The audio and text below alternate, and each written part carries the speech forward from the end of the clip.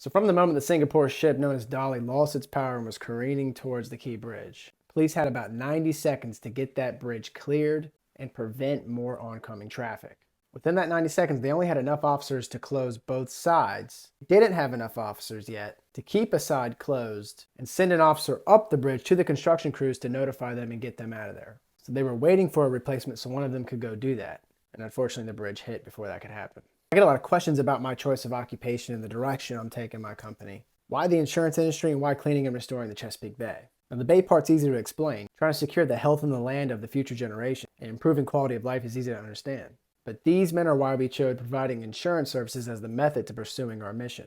This is Miguel Luna and Menor Yasir Suavo Sandoval, the only two construction workers so far that were identified as a part of that construction crew. They and the other four workers all hail from Central America and have been residents of the States for quite a bit of time. And it's safe to say they were badasses. They worked for a company called Bronner Builders, which pretty much services most of the bridges in Maryland. Many of the high-rise entrance and exit ramps involved their interstate system.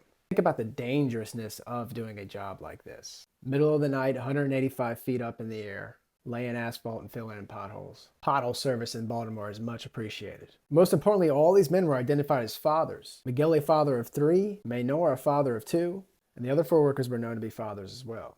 And you can imagine all these brave Americans left their house that night thinking they would see their families again.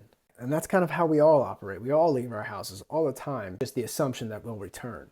I can't tell you how many times I've hand-delivered checks to family, fathers, mothers, brothers, sisters, who believed they were going to be coming back home. So I know money cannot replace a loved one, but it can certainly provide the security and means to properly grieve over a loved one.